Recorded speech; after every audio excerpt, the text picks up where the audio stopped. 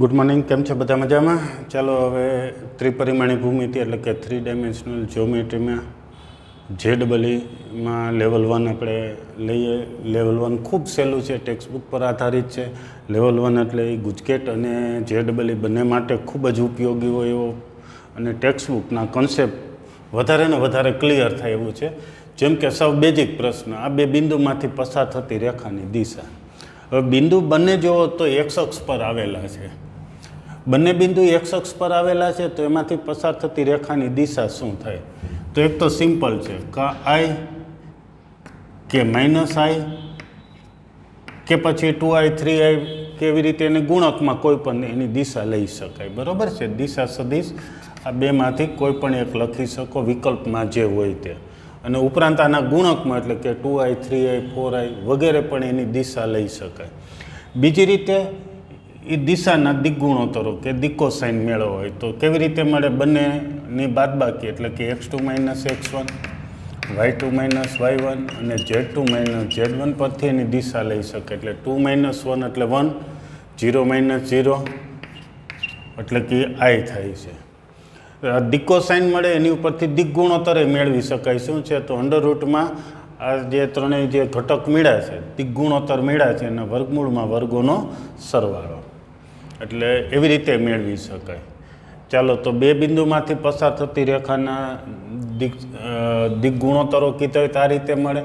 દિગ્ગુણોત્તરો આ મળી ગયા પછી દિક્કોસાઇન લખવા હોય તો જો કે આ એકમ સદિશ દર્શાવે છે એટલે એના દિક્કોસાઇન ઇનાઈ જ રહે. પણ અન્ય આંકડા હોય, ધારો કે આવી રીતે બિંદુઓ 4 ને 1 ને આવી રીતે કંઈ આવેલું છે તો હવે એના દિક્કોસાઇન મેળવવો હોય તો શું કરવાનું? 4નો વર્ગ વત્તા 1નો વર્ગ વત્તા 3નો વર્ગ, એનું જે સાદુરૂપ આવી વર્ગમૂળમાં, એટલે કે 4ના છેદમાં વર્ગમૂળમાં 16 ને 9 25 ને 26, 4ના છેદમાં રૂટ વર્ગમૂળમાં 26, 1ના છેદમાં વર્ગમૂળમાં 26, 3ના છેદમાં વર્ગમૂળમાં 26 એવા એના દિક્કોસાઇન થાય.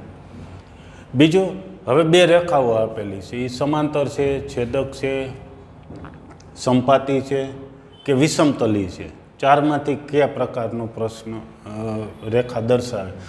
તો બંને રેખાના છેદમાં જોશો કંઈ નથી લખ્યું એટલે 1 છે, એટલે બંને રેખાની દિગ્ગુણોત્તર કે દિક્કોસાઇન 1 1 1 છે. દિગ્ગુણોત્તર 1 1 1 સમાન છે એટલે બે રેખા કાં સમાંતર હશે કાં સંપાતી હશે. સમાંતર કે સંપાતી શું હશે? તો સિમ્પલ છે, આ બે રેખાઓ, આ પહેલી રેખાની દિશા, બીજી રેખાની દિશા, બરાબર? તો આવામાં શું થતું હોય? સમાંતર હોય કે સંપાતી હોય? સંપાતી એટલે આ એક ઉપર જ બીજી રેખા. તો આમાં B1 અને B2 બંને સમાન થઈ જતા હોય, બરાબર? સંપાતી હોય તો B1 અને B2 મેળવો. જો B1 ક્રોસ B2 શૂન્ય સદિશ આવે તો આ બંને સમાંતર થયા કહેવાય. સમાંતર એટલે દિશા સમાન, રેખા સમાંતર થાય. બે સદિશો સમાંતર હોય તો એ રેખાઓ પણ સમાંતર થાય. B1 ક્રોસ B2 તો રેખાઓ સમાંતર કા સંપાતી બેમાંથી એક થાય. સમાંતર કે સંપાતી? સમાંતર કે સંપાતી એ બેમાંથી કઈ રેખા હવે નક્કી કરવું? તો કે સિમ્પલ છે, આ પહેલી રેખા પરનું બિંદુ A1 છે, બીજી રેખા પરનું બિંદુ A2. A1 ક્રોસ A2 નો B1 કે B2 સાથે ક્રોસ પ્રોડક્ટ છે એ શૂન્ય સદિશ ન થાય, બંનેને લંબ સદિશ મળે. જ્યારે આમાં A1 અને A2 એક જ રેખા પર હોય, સંપત્તિ હોય તો સંપાતી રેખા હોય તો પહેલી રેખા પરનું બિંદુ એ જ બીજી રેખા પરનું બિંદુ થઈ જતું, બીજી રેખા પરનું બિંદુ એ પહેલી રેખા, એટલે સમાધાન નહીં કરે. અથવા A2 - A1 મેળવો તો એ પાછું B1 કે B2 ને સમાંતર જ થઈ જાય. આમાં આ સદિશ B1 કે B2 સમાંતર ન થાય એટલે એનો ક્રોસ પ્રોડક્ટ શૂન્ય ન થાય, જ્યારે આમાં એ ક્રોસ પ્રોડક્ટ શૂન્ય થાય.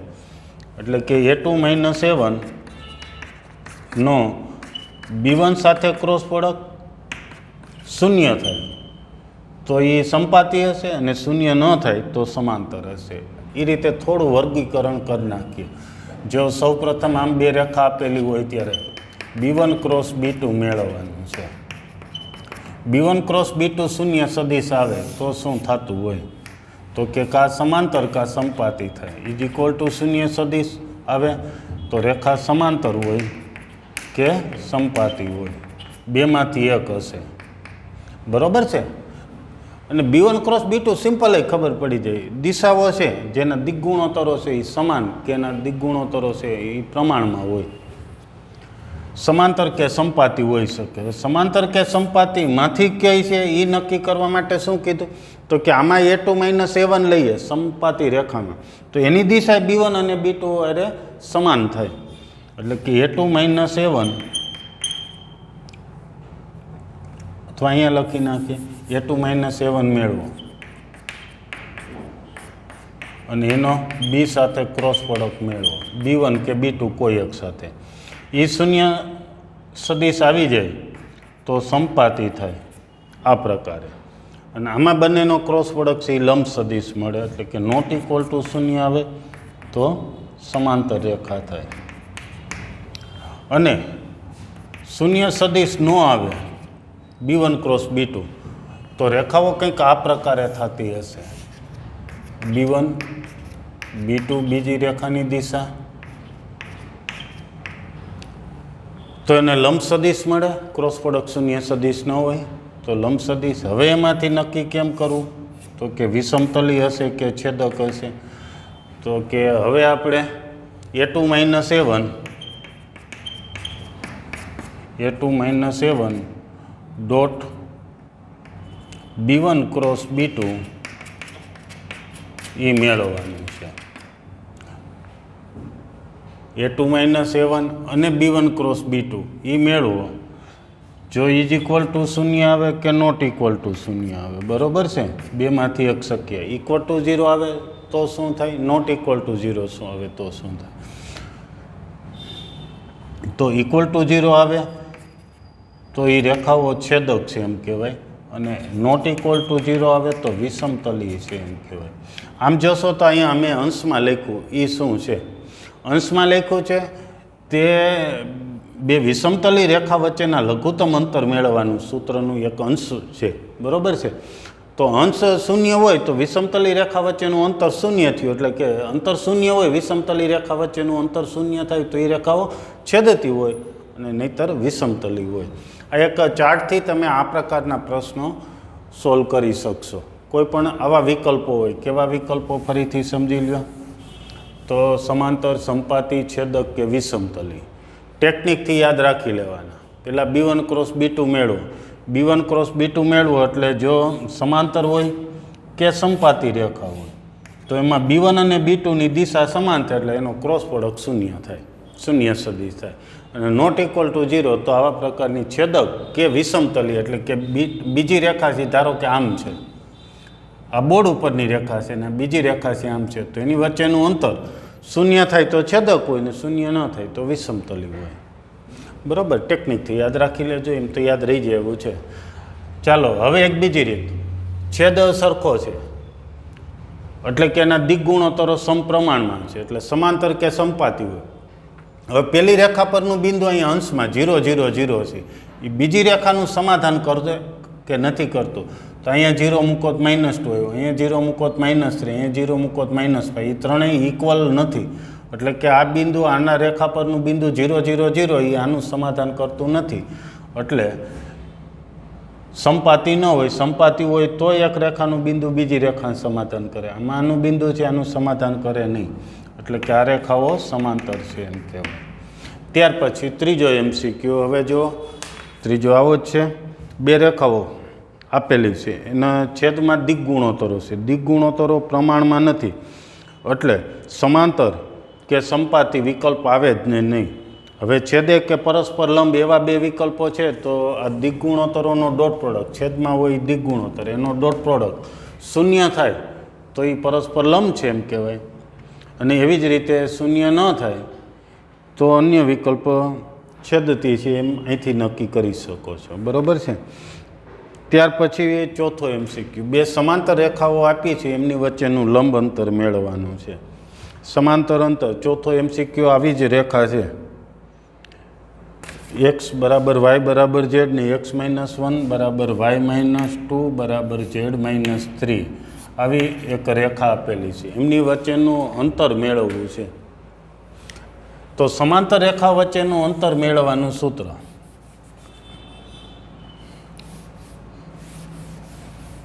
ચાલો એ આખું સૂત્ર જ યાદ કરી લઈએ. એના ઉપરથી એક બીજું સૂત્ર પણ આપણે તારવી લઈએ. ધારો કે આ પહેલી રેખા છે L1, આ બીજી રેખા. પહેલી રેખા ઉપરથી એના પરનું બિંદુ કોઈ A2 છે, એ બી બિંદુ કે પી બિંદુ કહી દઈએ, બરાબર. એ બિંદુનું બીજી રેખાથી અંતર, પહેલી રેખા પર અંતર બિંદુ છે એ A1. પહેલી રેખા પરનું બિંદુ, બીજી રેખા પરનું બિંદુ એ અહીંથી મળી જશે આપણને. અંતર મેળવવું છે તો શું સૂત્ર હતું? અહીંયા ધારો કે હું એમ લખું છું તો બી થી એમ સુધીનું અંતર શું સૂત્ર હતું? A2 - A1 ક્રોસ બી છેદમાં બીનું માન. B1 કે B2 બે સરખા જ હોય. આની દિશા એટલી જ આની દિશા હોય, સમાંતર છે એટલે B1 કે B2 બેમાંથી કોઈ પણ લખી શકો. આ એના લંબ અંતરનું સૂત્ર હતું. આ સૂત્ર મુજબ પહેલી રેખા પરનું બિંદુ 0, 0, 0, બીજી રેખા પરનું બિંદુ 1, 2, 3 એની બાદબાકી કરો એટલે A2 - A1 મળી જાય, બરાબર છે. શું મળશે? 1 - 0. બિંદુઓ સમજાઈ ગયા છે? 0, 0, 0 અને 1, 2, 3 એ બેની બાદબાકી મેળવી લો. પછી B1 એટલે પહેલી રેખાની દિશા, બીજી રેખાની દિશા, જે I વત્તા J વત્તા K કહેવાય. ઘટક 1, 1, 1 છે એટલે એની દિશા આ રીતે લઈ શકાય, અથવા તો આને સમાંતર છે. હવે બેનો ક્રોસ પ્રોડક્ટ અને માન મૂકી દેજો. આ સૂત્રનો બીજો ઉપયોગ હજી આવશે આમાં ઘણા, કે બિંદુનું રેખાથી અંતર મેળવો. તો આ જ સૂત્ર હાલે. બીજી રેખા પરનું બિંદુ જે આપ્યું હોય એ બિંદુનું બીજી રેખાથી અંતર મેળવવાનું છે. બીજી રેખા પરનું બિંદુ A2 કહી દો, A2નું પહેલી રેખાથી અંતર મેળવવા આ જ સૂત્ર હાલે. કારણ કે સમાંતર રેખા વચ્ચેનું અંતર એ શું છે કે પહેલી રેખા પરના કોઈ એક બિંદુથી બીજી રેખાનું અંતર અથવા બીજી રેખાના બિંદુથી પહેલી રેખાનું લંબ અંતર. એટલે અલ્ટિમેટલી આ સૂત્ર તો એ જ થયું કહેવાય કે પહેલાં એક બિંદુથી બીજી રેખાનું અંતર થયું. ઓકે, તો ચાલો આ સૂત્રથી ચોથો MCQ તમે સોલ્વ કરી નાખજો. ત્યાર પછી પાંચમો MCQ. પાંચમા MCQમાં દિશા સમાન છે. બે રેખાની દિશા સમાન. દિશા સમાન એટલે એના દિગ્ગુણોત્તરો છેદમાં છે એનો સમપ્રમાણમાં હોય, એટલે દિગ્ગુણોત્તરો સમપ્રમાણમાં. પાંચમા MCQ. આમાંથી સીની કિંમત સિમ્પલ છે -2. આ બે સરખાવો તો -2, આ બંને સરખાવો તો -2. છઠ્ઠો MCQ બે રેખાઓ વચ્ચેનો ખૂણો. બે રેખાઓ જે આપી છે એ પાછી સમજી લ્યો. બે રેખાઓ કયા સ્વરૂપે આપેલી છે તો એને આપણે આ પ્રમાણિત સ્વરૂપે ફેરવી છે. એટલે કે પહેલાં XY Z જ હોવા જોઈએ, પછી માઇનસ, પછી જે આવી બિંદુ છેદમાં આવે એ દિશા. તો એ સ્વરૂપે નથી તો એ સ્વરૂપે ફેરવી નાખવાનું છે.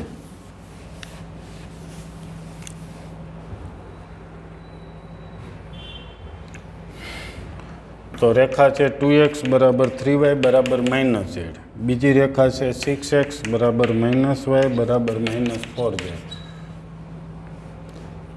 ચાલો તો આને શું લખશું? x/1/2, y/1/3, z/-1.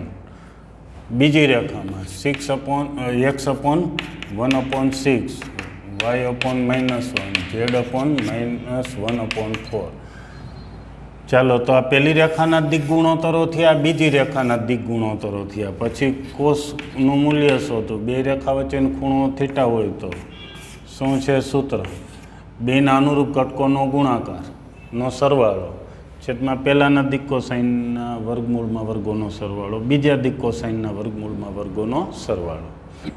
બરાબર. તો આવી રીતે બે રેખાઓ પરસ્પર લંબ કે ખૂણો કેવું મેળવી શકાય. સાતમામાં એમ જ છે, છઠ્ઠામાં એમ જ છે. સાતમાની વાત કરીએ તો એક રેખાના દિગ્ગુણોત્તરો 2, 2, 1 છે. બીજી રેખાના દિગ્ગુણોત્તરો બે બિંદુમાં જ પસાર થાય એના ઉપરથી મળી જાય. બે બિંદુમાંથી પસાર થાય તો બાદબાકી કરો તો 7 - 3, 4, 2 - 1 એટલે 1. અને ત્રીજા દિગ્ગુણોત્તરો થાય 12માંથી 4 જાય એટલે 8. આ બંને રેખાના દિગ્ગુણોત્તરો મળી ગયા. A1, B1, C1, A2, B2, C2 આ સૂત્રમાં મૂકી દેજો એટલે બે રેખા વચ્ચેનો ખૂણો મળી જાય. એવી જ રીતે 9મો 10મો છે. પછી 8મો 9મો છે. હવે 10મો. y અક્ષને સમાંતરને ઉગમ બિંદુમાંથી પસાર થતી રેખાનું સમીકરણ મેળવો. ઉગમ એટલે રેખાથી ઉગમ બિંદુમાંથી પસાર થાય છે, એટલે 0 0 0 માંથી પસાર થાય છે આ રેખા પરનું બિંદુ, અને વાય અક્ષને સમાંતર છે એટલે કે એની દિશા તમે 0 1 0 એટલે કે ફરીથી જે લઈ શકો, બરાબર છે, અને આ શૂન્ય સદિશ લઈ શકો. તો રેખાનું સમીકરણ મેળવવું હોય તો શું થાય? આર બરાબર શૂન્ય સદિશ રેખા પરનું બિંદુ પ્લસ લેમડા ઇન્ટુ જે, લેમડા બિલોંગ્સ ટુ આર. કાર્તેજી સ્વરૂપે લખવું હોય તો એક્સ વાય ઝેડ ને અહીંથી 0 1 0 છેદમાં આવી જશે. 11મો આવો જ 1 1 1 માંથી પસાર થતી એટલે અહીં 1 1 1 મૂકી દેવાના, અથવા કાર્તેજી સ્વરૂપે લખવા હોય તો એક્સ વાય ઝેડ લખ્યા પછી માઇનસ લખવાના અને પછી બિંદુ રિયન લખી નાખવાના, છેદમાં દિક ગુણોત્તર લખી નાખવાના. દિક ગુણોત્તરને બદલે દિકોસાઇન લખી શકો. 12મો એવો જ છે. 13મો એમ જ છે. 14મો MCQ ઝડપથી જોઈ લઈએ. સેલો MCQ છે. બે અક્ષો સાથેનો ખૂણો હોય તો એની મદદથી ત્રીજા અક્ષ સાથેનો ખૂણો નક્કી કરી શકાય.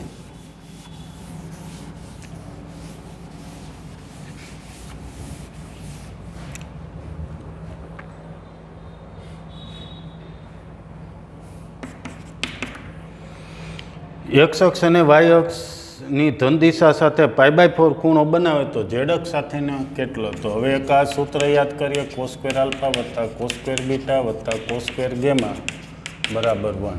એમાં આલ્ફા બીટા અને ગેમા દિક ખૂણા છે. Cos alpha cos beta cos ગેમાને દિકોસાઇન એટલે LMN કહેવાય. આટલું બરાબર. તો અહીંયા આપણે આ સૂત્રમાં કોઈ બે અક્ષ સાથેના ખૂણા આપેલા હોય તો એની મદદથી ત્રીજા અક્ષ સાથેનો ખૂણો મેળવી શકાય. જેમ કે અહીંયા π/4 આપેલું છે એક્સ અક્ષ સાથેનો ખૂણો, વાય અક્ષ સાથેનો ખૂણો π/4 આપેલો છે. તો અહીંયા 1/√2 નો વર્ગ 1/2 પ્લસ કોસ સ્ક્વેર ગેમા બરાબર 1. આ બેથી 1 થયા, એ 1 આ 1 સાથે ઉડી ગયા. કોસ સ્ક્વેર ગેમા બરાબર 0, તો ગેમા બરાબર કોસ ગેમા બરાબર 0, તો ગેમા બરાબર π/2 ખૂણો હશે. બરાબર છે. ત્યાર પછી 15મો એક રેખાની દિકોસાઇન 1/c 1/c 1/c છે. આ દિકોસાઇન છે. દિકોસાઇન છે એટલે કે આ LMN કહી શકાય. LMN છે તો શું કહેવાય? હવે L² + M² + N² બરાબર 1. હવે આમાં તમે આ કિંમત મૂકી દેશો તો આખો આ સી આવતા હોય એવું એક પદ થઈ ગયું. એની મદદથી સ્મોલ સીની કિંમત મેળવી શકે. એટલે 1/c² + 1/c² + 1/c² એટલે 3/c² બરાબર 1, c² બરાબર 3, c બરાબર ±√3. સીની કિંમત મળી છે. ત્યાર પછી 16મો એવો છે. આમાં કોઈ બે અક્ષ સાથેના ખૂણા હોય, એ બે અક્ષ સાથેના ખૂણા મૂકો તો બાકીનો ત્રીજી અક્ષ સાથેનો ખૂણો એમાંથી મળી જશે. 18મો એક બિંદુમાંથી પસાર થતી રેખા યામાક્ષો સાથે સમાન માપના ખૂણા બનાવે છે તો રેખાનું સમીકરણ. હવે આ જ સૂત્રનો ફરીથી ઉપયોગ. એમાં ત્રણેય ખૂણા સરખા લખવાના છે.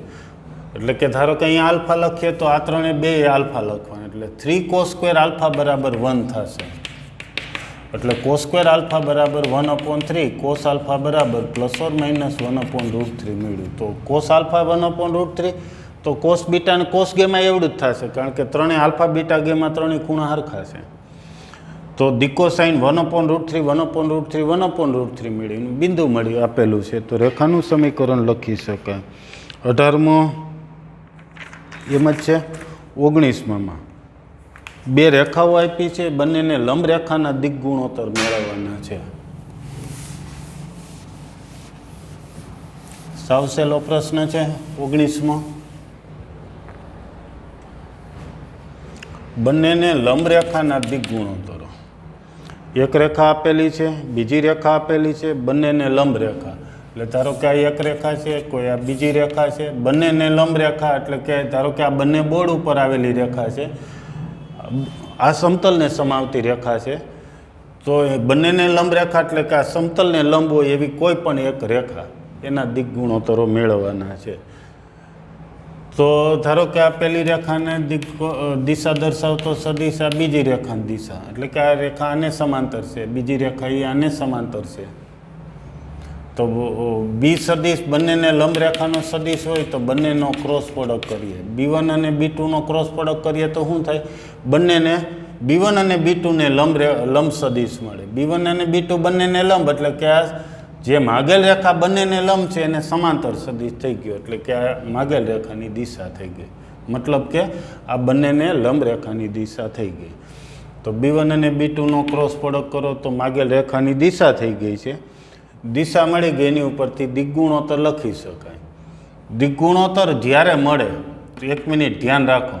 ધારો કે દિગ્ગુણોત્તરો ક્રોસ પ્રોડક્ટ કર્યો, I J K મળ્યો છે ધારો કે, અથવા 2 અને 3 આમ મળ્યા, તો દિગ્ગુણોત્તર 1 2 3 લખી શકાય. હવે વધારે એક વાત કહેવાની છે, દિગ્ગુણોત્તરો આટલા જ નથી, આના સમપ્રમાણમાં એવી કોઈ પણ સંખ્યા દિગ્ગુણોત્તરો કહેવાય. એટલે કે આને 2 વડે ગુણી લખો તોય દિગ્ગુણોત્તર, 3 વડે ગુણી લખો તોય દિગ્ગુણોત્તર, 4 વડે ગુણી લખો તોય દિગ્ગુણોત્તર, અને કોઈ સંખ્યા વડે ભાગી નાખો, ધારો કે √14 વડે ભાગો તો આ પણ દિગ્ગુણોત્તર તો કહેવાય.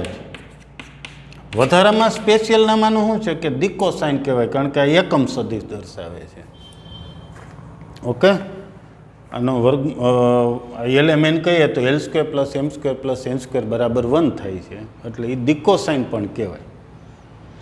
ચાલો, તો હવે ત્યાર પછી 20મો એક સરસ પ્રશ્ન છે, નવો પ્રશ્ન છે, થોડો તમારા માટે સોલ્વ કરીએ.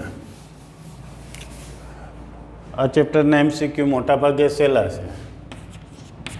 2 રેખાઓ છે, એનું છેદબિંદુ મેળવવું છે. પહેલી રેખા છે R ક્રોસ A બરાબર B ક્રોસ A. ઘણી વખત આ રેખાઓ તમને નવું સ્વરૂપ નવું લાગશે, પણ હવે જોઈએ, એ આપણે જાણીતું સ્વરૂપ જ છે રેખાનું, હમણાં એવા સ્વરૂપે ફેરવી નાખીએ. R cross B = A cross B. આવી રીતે 2 રેખાઓ આપેલી છે. હાલો, આ પહેલી રેખાને સાદુરૂપ આપીએ તો આ સદિશને આ તરફ લઈ લઈએ, એટલે R - B ક્રોસ A સદિશ બરાબર 0 સદિશ છે. આ બાજુ લીધું, ક્રોસ પ્રોડક્ટમાં A સદિશ સામાન્ય તરીકે લખ્યો. બંનેનો ક્રોસ પ્રોડક્ટ 0 સદિશ છે, તો એનો મતલબ છે કે બંને આ સદિશ અને આ સદિશની દિશા સમાન છે, તો જ ક્રોસ પ્રોડક્ટ 0, એટલે કે R - B = λ A સદિશ થાય. કારણ કે 2 સમરેખ થયા, સમાંતર થયા. સમાંતર થાય તો એક સદિશને બીજા સદિશના ગુણકમાં દર્શાવી શકે. તેથી R બરાબર B + λ A આવો એક સદિશ મળ્યો. આ રેખા પરનું બિંદુ છે, આ રેખાની દિશા થઈ. રેખા એ સદિશને સમાંતર છે. આ પહેલાં જે સ્વરૂપ હતું એને આવી રીતે લખ્યું છે. હવે છેદબિંદુ મેળવવું છે, તો આ પહેલી રેખાનું કિંમત અહીં મૂકીએ તો બીજીનું સમાધાન કરે, અને જે મળે એ છેદબિંદુ મળ્યું કહેવાય. બરાબર છે? જનરલી શું હોય, 2 રેખાના છેદબિંદુ આપણે સમતલમાં ને એમ મેળવતા, તો પણ શું તો એક રેખામાંથી કોઈ એક કિંમત છે બીજા મૂકતા, અથવા બીજી રેખામાંથી કિંમત પહેલાં મૂકતા. એ જ રીતે કંઈક થોડુંક આમાં સમજી શકીએ. તો ચાલો આરની જગ્યાએ મૂકી દઈએ. R બરાબર શું મૂકું છું? B + λ A Rની જગ્યાએ ક્રોસ B બરાબર A ક્રોસ B. B વડે ક્રોસ પ્રોડક્ટ કરો, પહેલું 0, પછી અહીં થયું λ A ક્રોસ B. બરાબર છે? λ અદિશ છે, એટલે ક્રોસ પ્રોડક્ટ સદિશનો થયો, સામે A ક્રોસ B. આના ઉપરથી મળ્યું કે λ બરાબર 1 છે. બરાબર? ક્રોસ પ્રોડક્ટ બંને બાજુ સદિશ સમાન છે, તો λ બરાબર 1 થયો. λ બરાબર 1 મૂકી દઈએ એટલે આપણને R મળી ગયો છે. આ λ કેવો મળ્યો છે? તો આ બંનેને છેદે એ શરત હેઠળ, એટલે કે આની કિંમત આ બીજામાં મૂક્યું, પહેલામાંથી કિંમત બીજા મૂક્યું, એને અનુરૂપ λ મળ્યો છે. એટલે છેદબિંદુ મળે એ પ્રમાણે λ મળ્યો છે. તો λ હવે અહીંયા મૂકી દઈએ તો R બરાબર B + A એ આપણને છેદબિંદુ મળ્યું. R એટલે XYZ છે, XYZ બરાબર B + A એવું છેદબિંદુ મળ્યું. સરસ MCQ છે જે આ પહેલી રેખાને આવા સ્વરૂપે લખી છે, એ આપણું જાણીતું રેખાનું સ્વરૂપ જ છે. એવી રીતે આને લખીએ તો R બરાબર, ધારો કે બીજાને હવે ફેરવવું હોય તો તમે ગણાઈ ગયો છે, પણ હવે ધારો કે બીજાને ફેરવો છો તો બીજામાં આવી રીતે લખી થઈ જશે પ્લસ મ્યુ ઇન્ટુ બી સદીશ કે લેમડા ઇન્ટુ બી. એની કિંમત આમાં મૂકી શકો તો પણ તમને મળી જશે. ત્યાર પછી 21, બે રેખાઓ સમતલી છે તો કે મેળવો. સાવ સહેલો, રેખાઓ સમતલી હોય તો સમતલી હોવાની શરત, સમતલી મતલબ કે આ છેદે એટલે કે આના બરાબર શૂન્ય લઈ શકો, એટલે કે એનું નિસ્વાયકનું સ્વરૂપ યાદ હશે સમતલીનું. છેદે એટલે સમતલી હોય જ, બરાબર. સમાંતર હોય એ પણ એમાં આવી જ જતું હોય તો B1 ક્રોસ B2 શૂન્ય થાય. આ પહેલી યાર બે બિંદુની બાદબાકી, એવી રીતે પછી આ પહેલી રેખા A1 A2 A3 B1 B2 B3 એના દિક ગુણોત્તર. અહીંયા બે રેખાના દિક ગુણોત્તર, અહીં બે રેખાના બિંદુની બાદબાકી, એના બરાબર 0 મૂકો એટલે તમને સમતલી હોવાથી આ શરત છે એમાં તમે કિંમત મૂકી દેશો એટલે કે વાળો એક નિસ્વાયક થઈ જશે. નિસ્વાયકનું વિસ્તરણ કરશો કે મળી જશે. ત્યાર પછી 22મો દાખલો સરસ અને થોડોક નવો એક્ઝામ્પલ છે.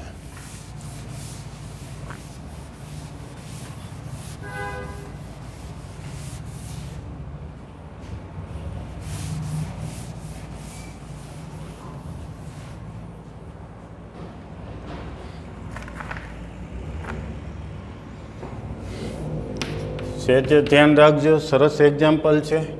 એક એ બિંદુ 1 1 1 છે, માંથી બી અને સી બિંદુ આપ્યા છે 1 4 6, સી બિંદુ છે 5 4 4 ને જોડતી રેખા પરના લંબના લંબપાદના યામ.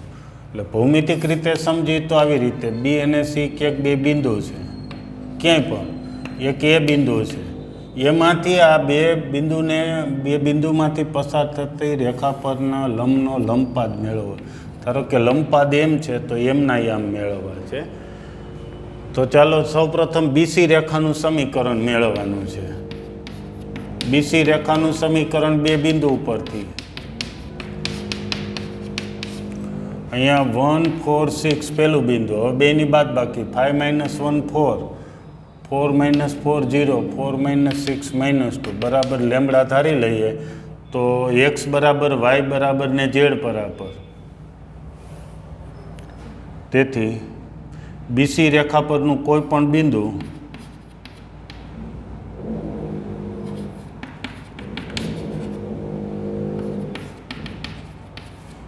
XYZ બરાબર શું લખી શકાય? તો x બરાબર શું થાય? 4 lambda plus 1, 1 plus 4 lambda, 0 minus minus એટલે પ્લસ 4, -2 લેમડા પ્લસ 6. હવે જો આ એમ હોય તો કોઈક આ લેમડા પ્રચલ છે, ધ્યાન રાખો. લેમડાની જુદી જુદી કિંમત મૂકો તો રેખા પર જુદા જુદા બિંદુ મળે. લેમડા બરાબર 0 મૂકો તો બી બિંદુ મળી જશે. લેમડા બરાબર 1 મૂકી દેશો તો સી બિંદુ મળી જાય. પણ લેમડાની જુદી જુદી કિંમત મૂકીએ તો રેખા પર જુદા જુદા બિંદુ મળે. તો એમ પણ કોઈક કિંમત માટે મળે, કોઈક કિંમત માટે એમના એમ મળે. આ એમ જ ધારી લ્યો. હવે એમ સદીશ મેળવો, એમ મળી જાય, એમમાંથી એ સદીશ બાદબાકી કરો એટલે એમ સદીશ મળી જાય. હવે એમ અને રેખાની દિશા એટલે કે એના દિક ગુણોત્તર બેયનો ડોટ પ્રોડક્ટ 0 થાય. કોનો? એમ અને બીસીનો ડોટ પ્રોડક્ટ 0. આના ઉપરથી તમને લેમડા મળી જશે. લેમડા અહીંયા મૂકી દેશો એટલે છેદે એટલે કે લંબ હોય એવી શરત હેઠળ આપણને લેમડા મેળવ્યો છે એટલે કે લંબપાદના યામ મળી જશે. ઓકે, સૌથી સહેલું છે આ બે બિંદુ ઉપરથી રેખા અથવા કાર્તેજી સ્વરૂપે લખ્યું છે એને બદલે સદિશ સ્વરૂપે લખી શકો, તમને આવા યામ મળી જાય. એ એમના યામ થયા રેખા પરના કોઈ પણ બિંદુ. હવે એમ સદિશ મેળવો. એમ એ બીસીને લંબ હોય. એ શરત હેઠળ ડોટ પ્રોડક્ટ 0 થાય ને તમને લેમડા મળે. લેમડા અહીંયા મૂકી દેશો એટલે એમના યામ મળી જશે. ઓકે, આ એક નવો એક્ઝામ્પલ હતો. 23મો સૂત્ર જ છે. કોઈ એક રેખાનું બિંદુથી અંતર એટલે બે સમાંતર રેખા વચ્ચેના લંબ અંતરના સૂત્ર ઉપરથી લખી શકશો. અને આ પણ એક સૂત્ર જ છે. એમાં સી વિકલ્પ જવાબ આવશે તો તમે જોશો એલનું માન છેદમાં નથી લખ્યું, એની સામે એલ કેરેટ લખ્યું છે. એલ કેરેટ એટલે એલના છેદમાં એલનું માન એવું આવી ગયું છે. એલ એટલે રેખાની દિશા એમાં દર્શાવે છે. બિંદુનું રેખાથી લંબ અંતર એટલે 24મો છે એ 23માના સૂત્રનો જ ઉપયોગ કરીને, એટલે કે બે સમાંતર રેખા વચ્ચેના લંબ અંતરના સૂત્રનો ઉપયોગ કરીને ગણજો. 25મો ઉગમ બિંદુથી રેખા પર દોરેલ લંબની લંબાઈ. એક રેખા આપેલી છે, એક ઉગમ બિંદુ છે. લંબની લંબાઈ એટલે આમ જો તો લંબ અંતર જ મેળવવાનું છે, ઉગમ બિંદુથી રેખાનું લંબ અંતર.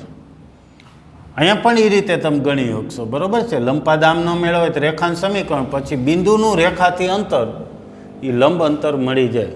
પણ અહીંયા આપણે તો લંબપાદ એટલે બિંદુના યામ મેળવવાતા એટલે આમ મેળવાય. હા, હવે લંબપાદના યામ મળ્યા પછી બે બિંદુ વચ્ચેનું અંતર મેળવો તો પણ લંબ અંતર મળી જાય. લંબ અંતર આ સૂત્રથી જ મેળવવું એવું જરૂરી નથી, બરાબર છે. હું ફરીથી સૂત્ર છે લંબ અંતરનું, બિંદુથી રેખાનું લંબ અંતર, બે બિંદુની બાદબાકીને દર્શાવતો સદિશ બી છેદમાં બીનું માન. ત્યાર પછી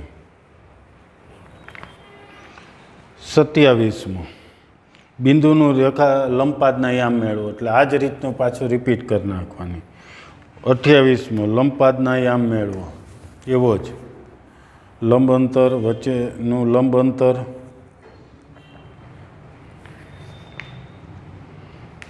હવે ત્યાર પછી જે ગણવાના છે એ દાખલા તો સમતલ ઉપર હવે સીધા વહી જઈએ છીએ. એક આ ચાર્ટ તૈયાર રાખજો, એટલે કે બે રેખા સમાંતર, સંપાતી, છેદક, વિષમતલી કે કયા પ્રકારની છે એના ઉપરથી નક્કી કરી શકાય. ટેકનિકથી યાદ રાખવા જેવું. જો અહીંયા અંશ જોશો તો વિષમતલી રેખા પરનું છે. વિષમતલી રેખા એના માટે જો શૂન્ય થાય તો અંશ શૂન્ય એટલે અંતર શૂન્ય થઈ ગયું. વિષમતલી રેખા વચ્ચેનું અંતર શૂન્ય તો એ રેખાઓ છેદતી જ હોય, બરાબર. ભૌમિતિક રીતે વિચારો તો એ ખબર પડી જાય.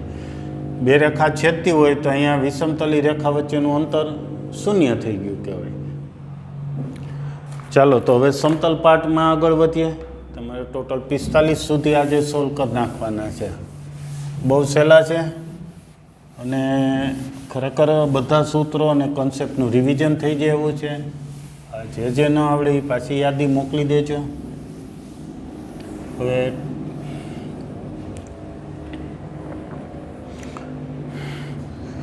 ચાલો હવે સમતલનો વિભાગ આગળ વધારીએ.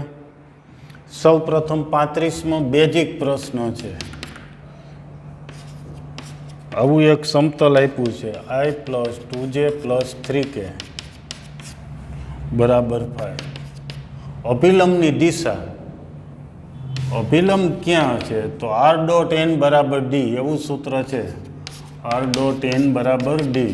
આની સાથે સરખાવો એટલે આ અભિલંબ તમને મળી જાય.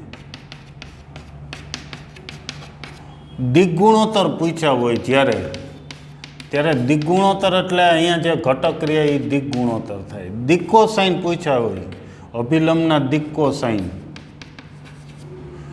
તો આનું માન મેળવી લેવાનું, માન વડે ભાગી નાખવાનું. આનો વર્ગમૂળમાં વર્ગોનો સરવાળો 9 ને 1 10 ને 4 14 થશે. એટલે 1/√14, 2/√14, 3/√14.